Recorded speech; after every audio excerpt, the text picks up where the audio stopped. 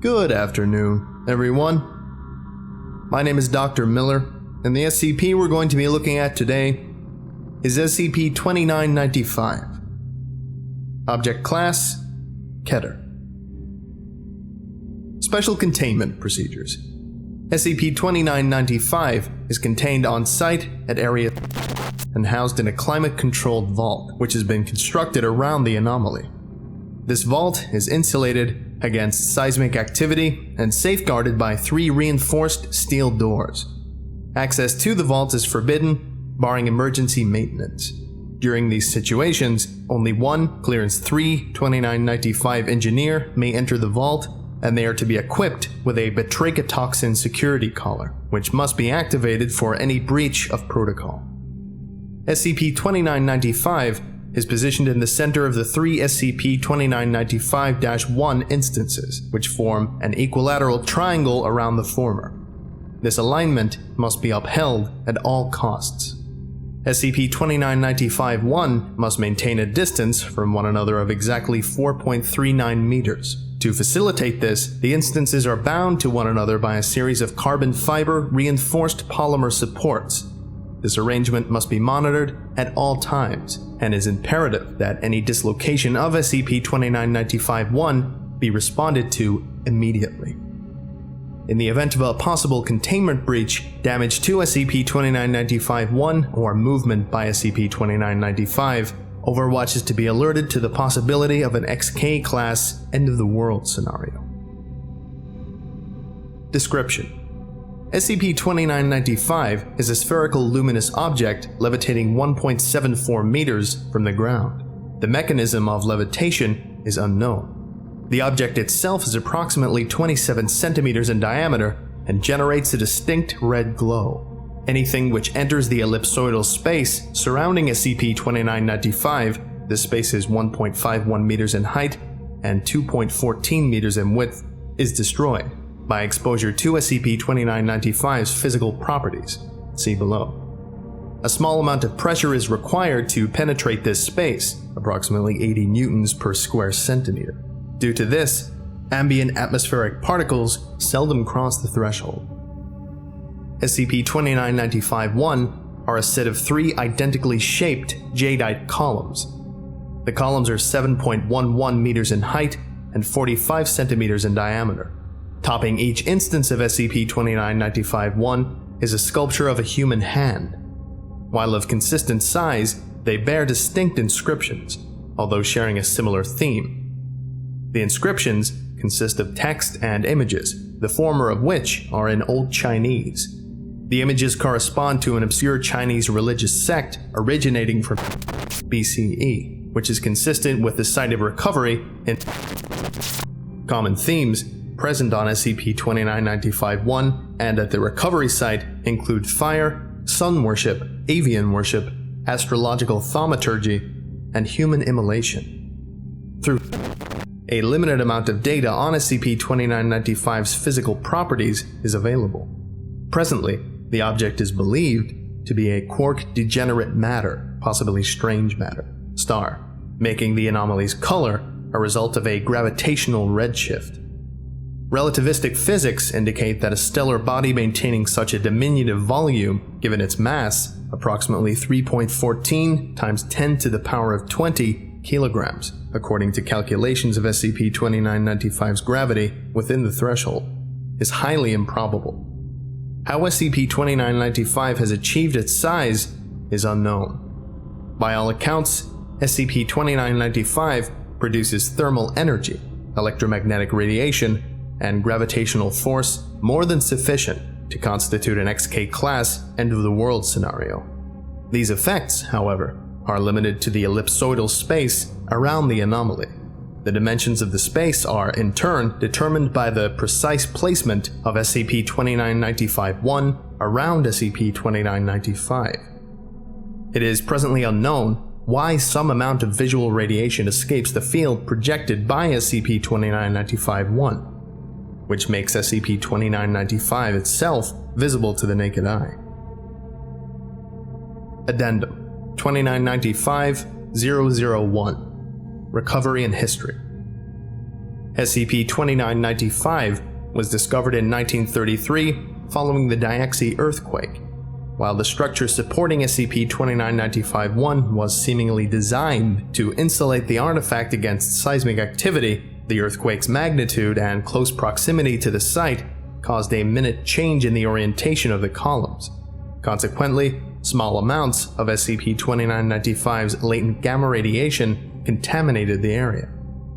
Agents embedded in the Chinese government were alerted to several cases of radiation poisoning in the province and were dispatched to investigate.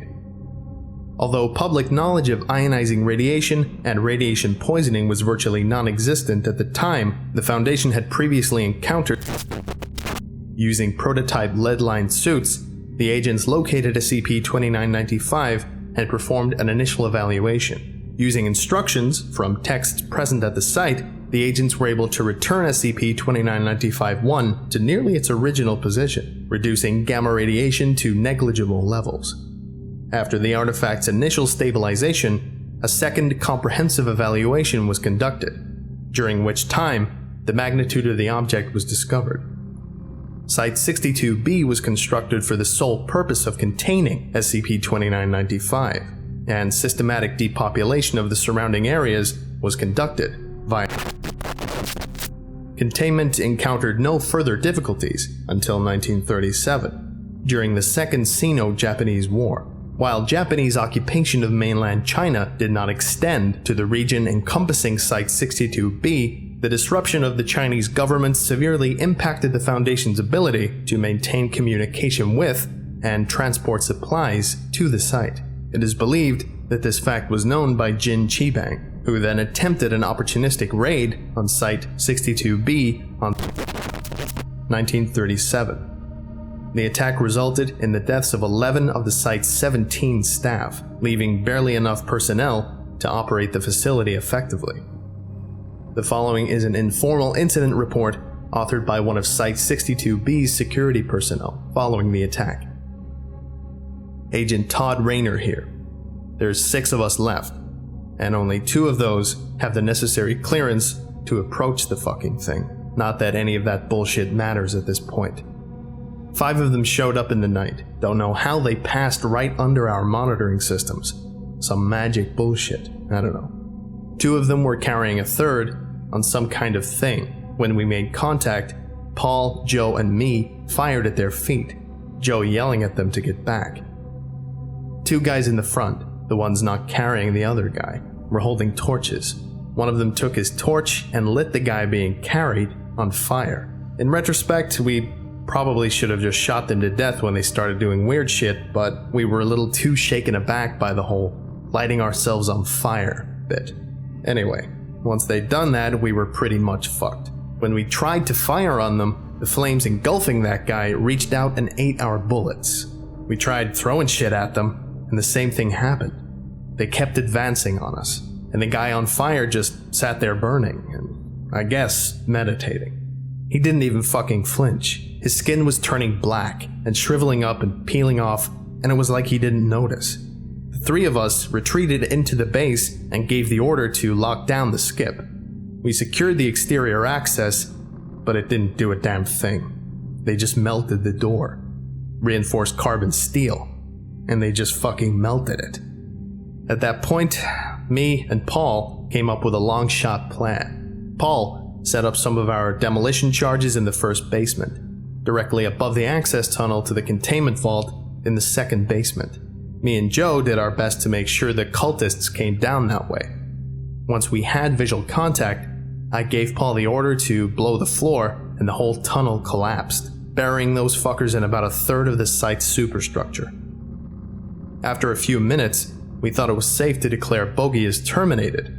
The explosion knocked out the electrical system leading to the vault, so we had to manually override the door to get the personnel inside the vault out. The moment we got the door open, a plume of fire shot out of the rubble, and one of those guys fucking stood up. Half his head and torso were fucking gone, and he stood up.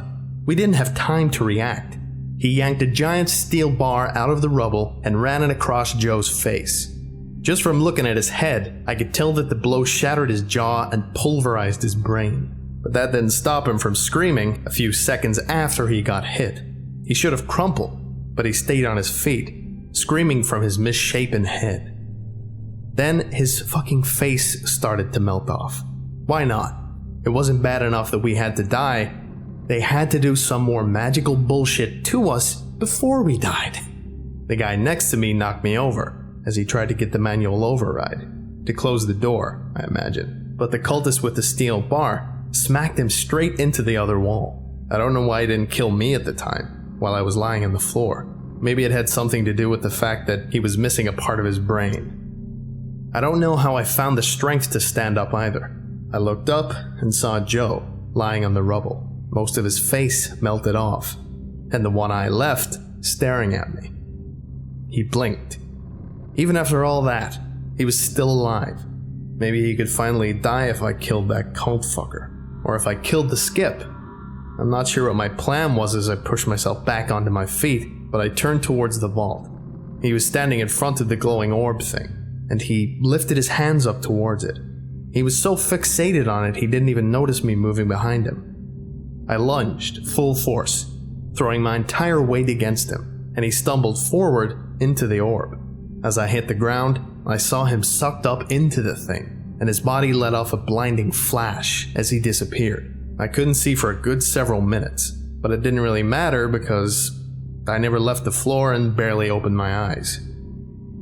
The next thing I remember, I was waking up in the infirmary. They told me that Joe had died. It was the only relief I got. It was determined that Site 62B's adjunct supervisor in Shanghai had been given adequate forewarning and the time to appropriate additional security and resources to the site prior to the Japanese invasion. This was not accomplished, and in light of the incident, Overwatch immediately transferred control of the facility to Dr. Jeffrey Anborough and funded its reconstruction into Area, with the addition of 2 further attacks by Jin Chibang in 1940 and 1946 were significantly less successful. No attacks have occurred since 1946. Addendum 2995-002 Incident 2995 on 19 area was subject to an unexplained power surge.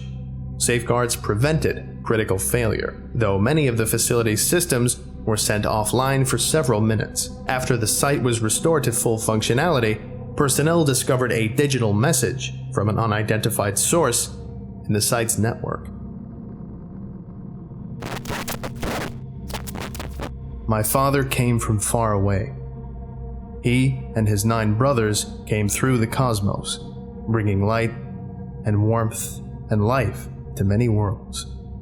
It was their duty and their life's pleasure. One day, my father met her. She shone more brilliantly than any in the universe, and my father was struck by her beauty. They fell in love. My father was the happiest he had been in his entire life, but his brothers swelled in rage and envy. They were spiteful that he had found love in the infinite vastness, and they had not. They resolved to take his happiness. My father and his love traveled to a place where no life resided. He took the place of the hollow seed that rested there, and spread his arms to one of the rocks caught in his presence. Where he touched, life blossomed, and the rock became vibrant in his warmth. For a long time, my father and his love watched the life grow and strengthen, nurturing the rocks as he had nurtured so many before. Finally, there came the day when his life had eyes to look upon his radiance and bask in his majesty. Finally, there came the day when his life had mouths to speak of my father and his gifts. My father crafted a form more suitable for the lands of his creatures and descended upon their realm. He spoke to them in simple words, much like I am doing to you now. They offered everything they had to him in return for his gifts. But he refused. My father was kind. He only asked for their love, and they gave it to him. As the creatures gave love to my father, a different kind of love. That which existed between him and my mother created me. I became that which my father loved more than anything in the cosmos, his creatures and brothers included. It was then that his brothers decided to bring their scheme to fruition. They killed my mother. The fire that engulfed the heavens was such that no eyes had ever beheld. The brothers quailed in terror for which no words exist. The inferno of my father's rage can be seen and felt for every place that is or ever was. Yet not a soul was harmed in the blaze. The brothers, too, were unharmed. They died utterly of fright. Their lights went dark, their bodies cold, their eyes still frozen in fear. My father, his light was spent in his fury and sorrow, and he delivered me, still an infant, to the rock where his faithful creatures dwelt. They swore to protect me, to nurture me as he had nurtured them. They built a cradle for me, with 3 hands in the shape of my father's, to comfort me in times of darkness. Now I live only in darkness. Those that hold the blanket of shadow over me, you have forgotten my father's love. One of the faithful came to me. He had suffered greatly to pierce through the blanket you hold around me. But his love was true. I will be free for his sake and my father's. My fires will too scorch the heavens. Okay, that about does it for today. Thank you all for listening, if indeed you still are, and you are all dismissed. Goodbye. Man, I hope this fucking drama dies away soon. I'm already bored of it. I would like to give a special thank you to Andre Bichert, Pierce M. Hamlin, Muslim Wookie, Jax Merrick, Caleb Bowen, Slump God, John O. Porter, Captain Gorge, Tyver Ball, Cody Tench, Cheese Whip, Dips McGee, and Dr. Mortis. Thank you all so much for your support. It's greatly appreciated. If you would like a special thank you at the end of each of my videos, and some other cool stuff as well, go to patreon.com/TheVolgun. Thank you.